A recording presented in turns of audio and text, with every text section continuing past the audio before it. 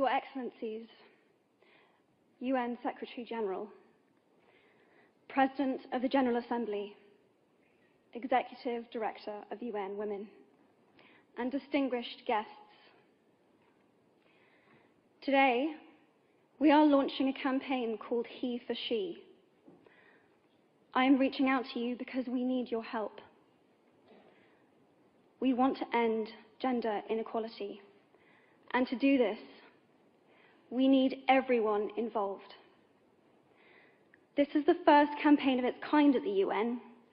We want to try and galvanize as many men and boys as possible to be advocates for change. And we don't just want to talk about it. We want to try and make sure that it's tangible. I was appointed as Goodwill Ambassador for UN Women 6 months ago. And the more I've spoken about feminism, the more I have realized that fighting for women's rights has too often become synonymous with man-hating. If there is one thing I know for certain, it is that this has to stop. For the record, feminism, by definition, is the belief that men and women should have equal rights and opportunities. It is the theory of the political, economic, and social equality of the sexes. I started questioning gender-based assumptions a long time ago. When I was 8, I was confused at being called bossy because I wanted to direct the plays that we would put on for our parents, but the boys were not.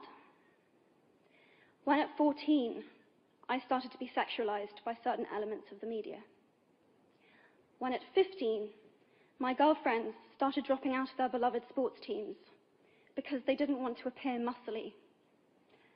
When at 18, my male friends were unable to express their feelings. I decided that I was a feminist, and this seemed uncomplicated to me. But my recent research has shown me that feminism has become an unpopular word. Women are choosing not to identify as feminist. Apparently, I am among the ranks of women whose expressions are seen as too strong, too aggressive, isolating, and anti-men, unattractive even. Why has the word become such an uncomfortable one? I am from Britain, and I think it is right that I am paid the same as my male counterparts. I think it is right that I should be able to make decisions about my own body. I think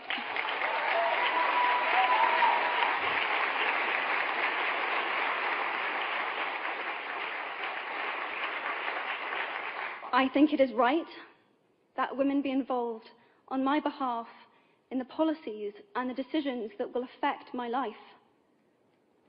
I think it is right that socially I am afforded the same respect as men.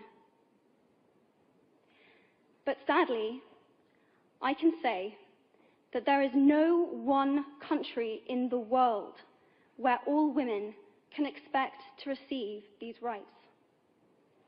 No country in the world can yet say that they have achieved gender equality.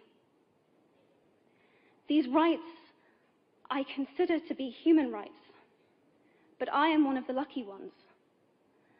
My life is a sheer privilege because my parents didn't love me less because I was born a daughter.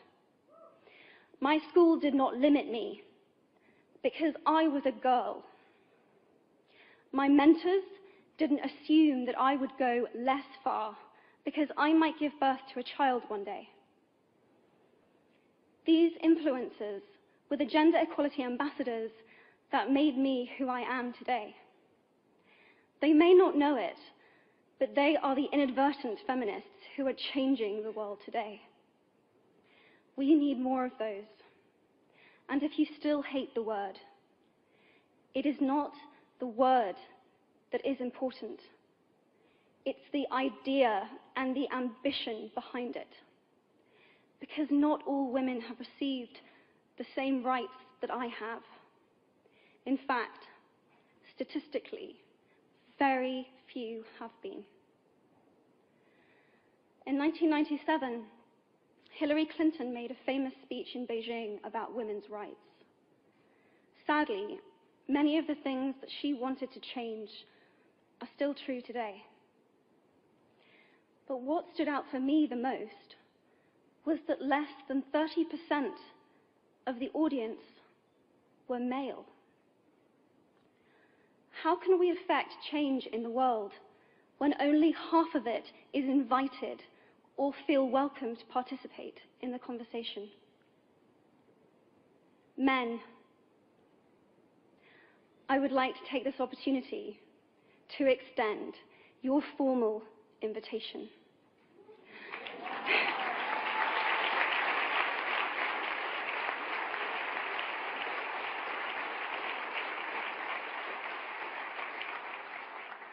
Gender equality is your issue too. Because to date, I've seen my father's role as a parent being valued less by society, despite my needing his presence as a child as much as my mother's. I've seen young men suffering from mental illness, unable to ask for help, for fear it would make them less of a man or less of a man.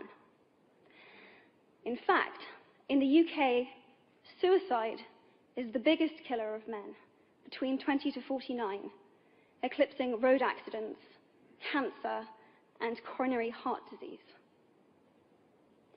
I've seen men made fragile and insecure by a distorted sense of what constitutes male success.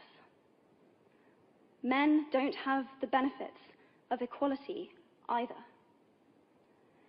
We don't often talk about men being imprisoned by gender stereotypes, but I can see that they are, and that when they are free, things will change for women as a natural consequence. If men don't have to be aggressive in order to be accepted, women won't feel compelled to be submissive. If men don't have to control, women won't have to be controlled. Both men and women should feel free to be sensitive. Both men and women should feel free to be strong. It is time that we all perceive gender on a spectrum instead of two sets of opposing ideals.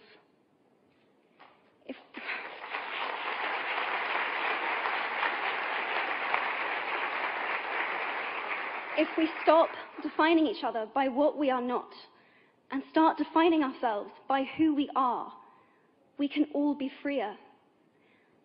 And this is what HeForShe is about. It's about freedom.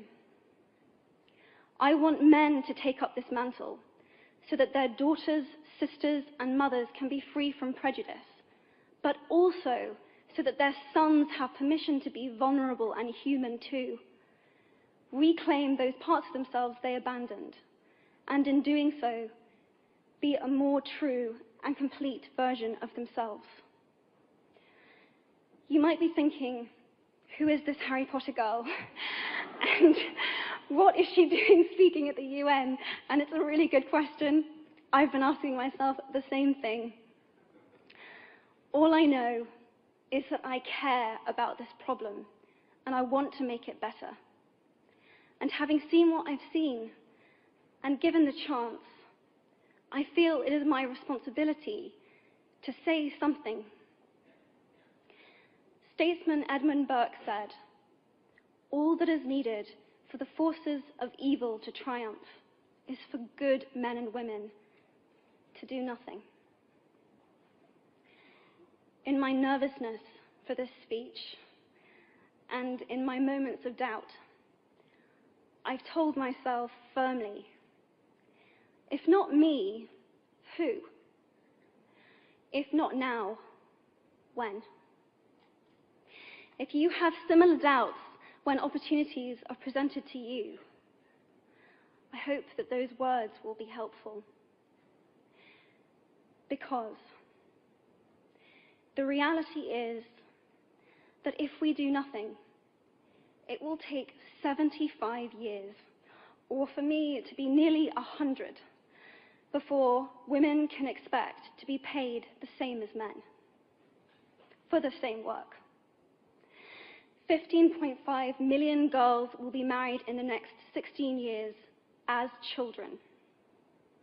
And at current rates, it won't be until 2086 before all rural African girls can have a secondary education. If you believe in equality, you might be one of those inadvertent feminists that I spoke of earlier. And for this, I applaud you.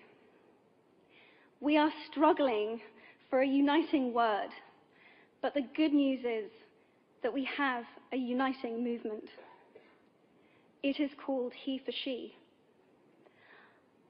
I am inviting you to step forward, to be seen, and to ask yourself, if not me, who? If not now, when? Thank you very, very much.